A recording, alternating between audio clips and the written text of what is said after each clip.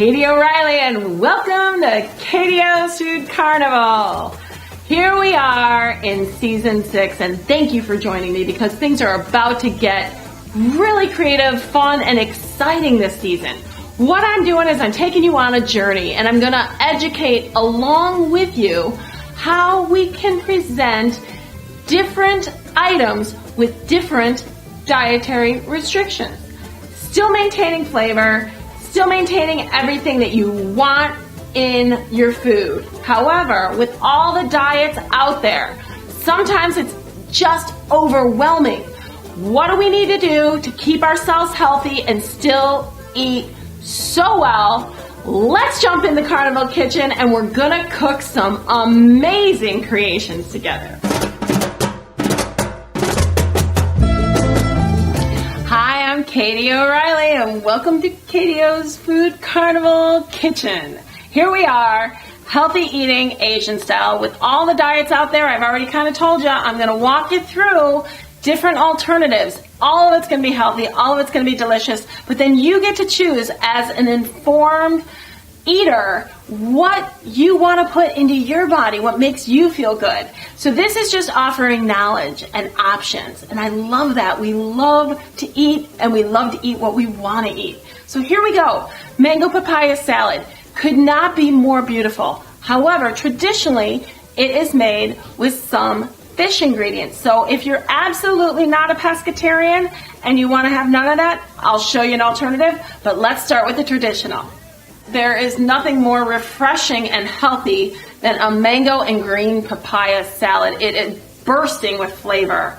The ingredients are so good for you that this is definitely a healthy choice. Traditionally is where we're going to start. Now there is some shrimp, which is dried shrimp, and some fish sauce. So this would not fit into the vegan diet. However, the ingredients are all healthy for all of us who just want an alternative, healthy, delicious meal. Let's get started. Mangoes are brilliant in the summer, especially the late summer, but they're difficult if you've never navigated them. They have a skin on them that we just shave off, and you'll see the fruit is underneath. There's a large pit, so once you get it skinned, I'm going to show you that there's tools in place. The skin is a little bit bitter, so it's not to be used, but we take our threader and look at the magic in that one. It's going to thread it beautifully, and we're going to do that both with the mango and the papaya. Look at that. It's going to come out in shreds. Fantastic. Papaya, once again, a green papaya, is going to have the skin. We're going to want to remove it. We're going to do the same technique so our shreds come out beautifully. Now I'm going to move over that instrument. Some of these other ingredients are very familiar, like cherry tomatoes, just halved or quartered, however you prefer them. But Asian long green beans are something that many of us do not work with regularly, and they can be eaten raw if chopped to a desired amount. Wash them well, make sure they add crunch and texture and hold up to that softer texture of the papaya and the mango, so it gives it a little bit of vegetable crunch in there, toothsomeness that we really like to experience. I love ginger, so good for you. Garlic, we like to puree it down. Thai red chilies, at your own risk. Taste them first, understand the heat in them, dice them small, add as much as you feel you can handle. And then really interesting ingredients, dried shrimp. Now when you soak these a little bit, you dice them real small, soak them a little bit in your lime juice, and they're going to break up and become a fishy element to that salty, sweet umami dressing that goes onto the salad. It really becomes addictive. Palm sugar is something that we don't use as often because so many of us are used to just picking up that processed sugar. But if you're trying to avoid refined sugar, palm sugar comes from the coconut tree. It's actually coconut palm sugar. So palm sugar is shortened, and it actually comes in a brick like this, and when we just shave it right down, it becomes powdered and grated, beautifully absorbed into the dressing. and we're gonna see this pulled all together, but I'm gonna bring you over to an alternative for those of us who don't like any sugar necessarily. I'm gonna show you something else that's healthy, still creating that sweet umami vinegar flavor for your dressing of your gorgeous green papaya and mango salad. Now, we would not be adding any of the dried shrimp to the salad. That would be removed. Alternatively, we are going to use miso paste. Now, miso paste is from actually soybeans, and it's fermented. So any of those of you interested in your gut, and that's a big health movement right now. Gut health makes us feel fabulous. So miso from soybean, fabulous, fermented, gut health, great. Okay, now, when choosing soy sauces and teriyakis, you have to be careful to read the ingredients. You want vegan, gluten-free across the board. Little bit of our light soy, a little bit of our dark soy. We're gonna add about a half a tablespoon of each of those. We're going with 2 tablespoons of just like a canola oil. You can use an olive oil. You can use a sesame oil. You decide where your palate goes and what fits into your diet choices. All of those will definitely work. Rice wine vinegar. I find it a fabulous type of vinegar because it's going to add a little bit of more mellow vinegar flavor. Now, I have got some ground up garlic and ground up ginger. So instead of just the sliced shredded ginger that's going to be added to the salad, we're also going to add this to our dressing. Yummy. We are going there. Like I said, teriyaki, you can make your own. What I want to do is make sure that there's no refined sugars in yours. So you're going to want to make your own probably with agave if you're watching your ingredients, or raw honey. So either way, those are perfect. And once again, I'm going to boost it a little bit with, once again, either raw honey or agave, a little extra, because our teriyaki was about a tablespoon. Now we've got 2 tablespoons of honey. Lime juice, 2 tablespoons. Fresh squeezed is always best. And let's get some seeds in there. Always good for our bodies to have seeds. Sesame seeds. I have not toasted them. They are raw. I am going to stir this up and actually whip it, and you're going to see what happens when we put it on our salad. The assembly on this salad should be at the very last minute. So we've prepped all of our ingredients and we've shaved all of our mango and papaya, but it's so delicate we don't want to add the dressing too early. It'll take away that crunch. So right before you're about to serve, I have pre-mixed this is for the traditional one, my dehydrated shrimp, tomatoes, and my red chilies, and my Asian green beans. So just add the desired amount. Our traditional dressing, if we recall, is our fish sauce, our lime juice, our garlic, our ginger, and a little bit of sesame oil and palm sugar. Add the desired amount, but don't drown it. That's the trick. Stir that all together. We're going to put it on a little bed of baby bib lettuce, because if you want to pick it up, it's just a great base for any salad. And look at the gorgeous qualities in that. That is incredibly fresh and delicious. Everyone, whoever tries that is going to consider that a delicious meal. Now, our alternative version, very, very similar. Again, you do not want to add the other ingredients to the mixture in advance. I've got some shaved ginger. I've got my tomatoes and my green beans and my chilies. I'm going to add those. And our vegan dressing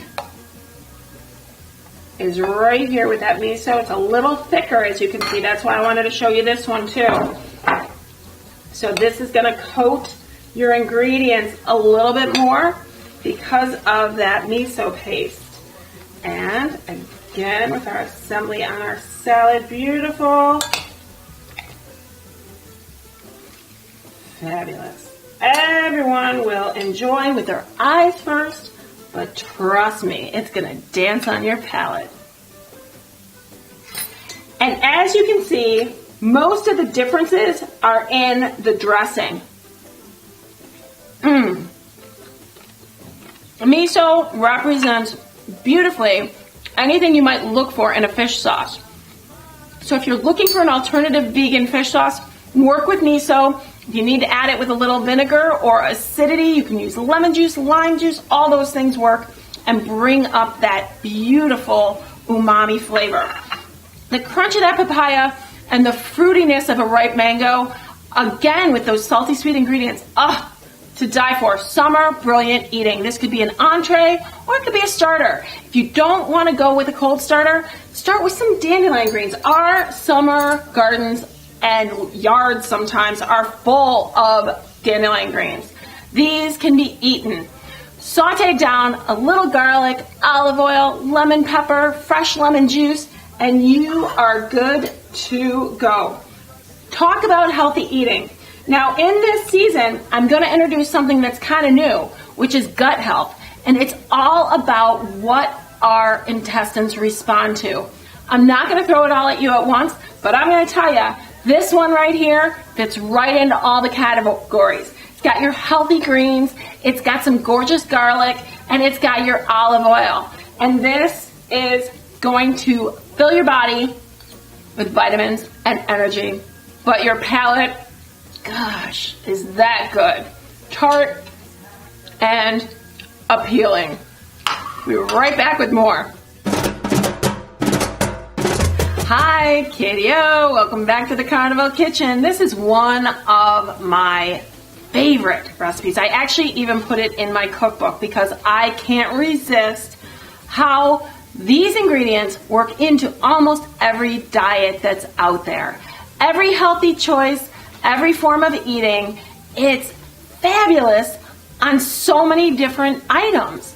Wait until you see where we're headed with this. The sauce itself is an Indonesian sauce called rendang. It is incredibly delicious and nutritious. I could eat it on just about anything, and I do. So let me show you. This is the real trick to the trade. I'm going to show you the ingredients that go into the rendang sauce, and then I'm going to show you a shortcut because sometimes we get intimidated, and at-home cooks, we don't want to do all those steps. So I'm going to show it to you the authentic way so you know what really goes into it and where the health benefits lie. Garlic, obviously, healthy in every diet from here to eternity. You cannot go wrong with garlic. It is good for the guts. It's good for every flavor profile out there. It excites the tongue. That's most important.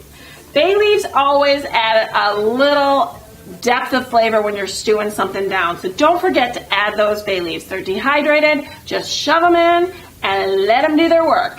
Coriander seeds. A beautiful, brilliant burst that represents your cilantro family. It is the seed of the cilantro plant, and you don't want to add the greens when you're doing the stewed down versions. Dried chilies and cardamom pods. So many of us don't realize that cardamom pods are actually like this numbing flavor on your tongue, and they add this like secret little tangly, interesting tongue feel when you eat them, so don't skip those. Galanga, the ginger root family from Indonesia. It's a Thai ingredient. We're going to grate it down just like this and make it into a paste. You do, of course, just like ginger, take off the skin. It's a little bit more hardy and firm, so you're going to have to grate a little harder on that one. Lemongrass is a brilliant zesty ingredient, always. You do have to remove it. Many of these things are going to have to be strained out after they've been stewed down. Kaffir lime leaves, I love them. They add zest to everything you eat. You can eat those. Cumin, so good for the guts. It's good for the palate. It's good for everything, blood flow, everything. Anti-inflammatory. Don't forget your cumin. Coconut milk is our liquid with all of these. We're going to put them in a pan and steep them. You can do them in your Dutch oven and cover it. If you need to add more liquid, add water. Okay, now let's just say we're an actual at-home cook and we want a shortcut. They sell at most Thai stores or anywhere you have a market. They even sell it online. And it's not a particular brand. What it is it's an authentic Thai cuisine. So you're going to want to try and find one of those. But it's a Penang curry paste. And it looks just like this. And it contains all of these ingredients for you. It's brilliant. Mix that with your coconut milk. Oh my God, you're in heaven. You're going to have almost that same exact sauce. Bring it up a notch by adding your fresh kaffir lime. Don't forget, and I've shown you this before, kaffir lime has a spine in it. Once you remove that spine, you can eat the rest. So totally remove. Then, when you just julienne, this can be a garnish. It can be anything you want. And once I discovered it, I can't quit it. I mean it. I can eat it on just about anything, and you're going to see that. So, here we go. First, for all of those omnivores out there who also choose to eat meat, it is delicious on short rib. Hey, you ready to sear off some short rib? Because this is the real deal. We've got some gorgeous short rib. I've removed the bone, as you can see, and all I'm adding to it is salt and pepper. That was my pepper. Here's my salt. A little bit of each. Add some olive oil to your hot cast iron Dutch oven. How cool. And let's add our meat. We want it to sizzle and sear just like that. Don't worry about the fat. That's going to cook down and render off. But what I'm going to do is I'm going to actually add the bone as well. So that's going to bring out our flavor. We want our meat to be boneless, but we want that flavor from that bone. So once we sear it a little bit, we just want to get it all cooked off. You see that? All right, we're getting close on our sear. Now this is where the beauty begins. If you could smell what's going on with me, I think you'd love it. And once we get that crust on there, we are going to add some beef broth, cover it, stick it in the oven, and let the cooking process begin. All right, now I've cooked this at 350 for about an hour and a half just to make it soft. Let's see what's next. Take it out of our oven. Don't forget, it's super hot. Get those mitts. Now, all aspects of this are hot, and it's looking like it's beautifully tender. We want to keep those pieces intact. There shouldn't be a ton of liquid at this point. Now's when we do the magic. Let's add our rendang, covering it. Oh, beautifully. We're going to once again stick it back in that 350-degree oven for about another 45 minutes to an hour and wait until you see. All right, this great deliciousness just came out of the oven. We are plating it up. It's looking like it's caramelized on there, so what do we need? More sauce. Oh, yes. Lots of extra sauce. Voila! And once that beef is caramelized and stewed and slow cooked in that rendang sauce, I like to layer more and more, and you're gonna see that. Now let's say you don't eat meat, but you are pescatarian. Shrimp is an incredible vehicle for this one. Shrimp hold this sauce so beautifully, and again, all you have to do is take that same sauce and lacquer it all over. Let's say you are vegetarian, vegan, gluten-free. I've got the answer for you right here with eggplant rendang. It hits all the categories. Plus there's cumin. There's galangal, which is from the ginger root. And I've paired it with some sunchokes. Very quickly, let's take a look at how we treat that eggplant so it absorbs that sauce. I'm about to show you my tricks to my eggplant rendang. This is your Japanese eggplant, so it's longer and thinner. And I love to cut it in about this size, which is about 2.5 to 3 inches. I'm going to take that skin right on off. Okay, so very quickly, we're going to skin that eggplant. See how easily done that is? And watch this trick. Take your skewer. This eggplant is completely raw and skinned. We just saw that. We're going to poke, poke, poke, poke, poke, poke, poke, poke, poke, and it's like spongy, so you can feel why we're doing this. There's a method to my madness. I'm gonna stick it in my bowl. I'm gonna take my rendang sauce that I just created and cover it. Marinate it in the fridge, just like this, for 24 hours. When you bring it out, you are going to just bake it in the oven for about 20 minutes at 400, and you are going to have the most delicious, still meaty eggplant, full of flavor you've ever met. And when you cook it down, you are not missing anything in that choice. That is the most meaty vegetarian, non-meat item I've ever experienced. As a matter of fact, between you and me, oftentimes I prefer it because it's so delicious and it really carries it's a perfect vehicle for all of those ingredients. You walk away from that meal feeling fantastic. Gut health, everything is covered, but let's take it another level because what do I pair it with? I love to pair it with color. So sweet potato, purple potato, packed with vitamins, beautiful. Add a little Yukon Gold for those people who like their traditional potato in there. However, this is our real secret. Sunchokes. Sunchokes are the root of the sunflower. How cool is that? Also called Jerusalem artichokes. Very intriguing. You find them in the store and they look so ugly. You're like, what is that? Their taste is incredible. I'm gonna take a bite and I'm gonna describe exactly what I'm eating. So you can leave the skin on as long as you wash them. They are a root. Saute them on a little olive oil and little sea salt on top of that. And they're almost close to citrusy.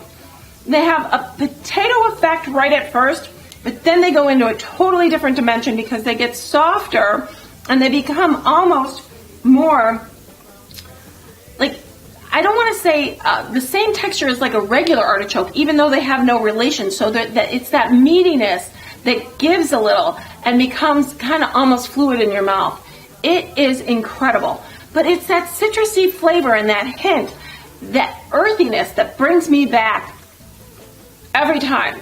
They're addictive and they're in season, late summer, early fall. They're all over. Go buy them. I strongly encourage, treat them just like your potato. Slice them, little olive oil. You just bake them in the oven, put them in a pan, whatever you want to do with them. Now, where do we go with a vegetable with this? We don't need a whole lot. With the rendang, I like to top it with a little crispy shallot, and I like to top it with a little cilantro. That's our gorgeous garnish. However, on the side of the plate, I have found the cutest baby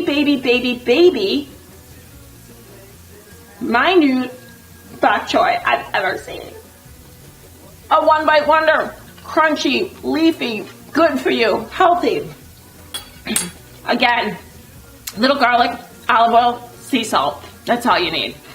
We'll be right back with more. Hi, KTO in the Carnival kitchen with sweets. Yes, just because we're eating healthy and we're following specific diets doesn't mean that we don't get to reward ourselves with a sweet treat. Nature provides a lot of delicious sugar. Now, what do we do if we're vegan? Look, I swear you'd never believe if you were tasting with me that these are vegan frosted brownies. Oh my God, look at this. There is nothing moister in the world. Now, how do we get there? I've got to explain a couple of tips and techniques because oftentimes people can't even wrap their head around what would be going on here. In place of our normal butter, we would use a nut butter. So I've used almond butter. And there's something really secret about not adding eggs. What do you do if you're not going to add eggs? Flaxseed ground up, mixed with a little bit of water, and then let it steep for about 15 minutes. It becomes the consistency that you would require from an egg without any animal product. It's incredibly unique. Cocoa powder or vegan chocolate chips or vegan melting chocolate, your option, whatever it is that you prefer. But some darker chocolates have very high cocoa powder in them, and they have an incredibly intense flavor and no dairy. So that is all kinds of options for you. I would say definitely get a recipe, follow it to the extreme, because once you get that recipe that you love, like I have, you're never going to want to quit this. I don't miss anything about this brownie. Topped with nuts, not topped with nuts, you decide. I love the extra crunchiness and the protein that it offers. Okay, totally interesting is a health bomb right before me. These are called coconut jellies, and they are made with the milk and the water from the coconut. They are reduced down and they are thickened, not with gelatin, but with agar. So it's a plant-based thickening agent that acts the same way. These are called pandan leaves, and when you steep these, they add an extra element that pulls together this entire jelly. And when you look at this, you're going to see it is a double-decker, which for biting purposes, I'm going to take a single-decker and just show you. Now, a lot of agar has been added, so it's pretty dense, but the flavor is so unique because it's the coconut water meets the coconut milk. Everything about it makes you want to take another bite. You are basically covering all diet plans on that one. So enjoy. Enjoy. That is all good for you. And then let's just say you just want a simple cookie and you kind of like to be healthy. Well, I say in that vein, my favorite cookie, an oatmeal raisin. Just go there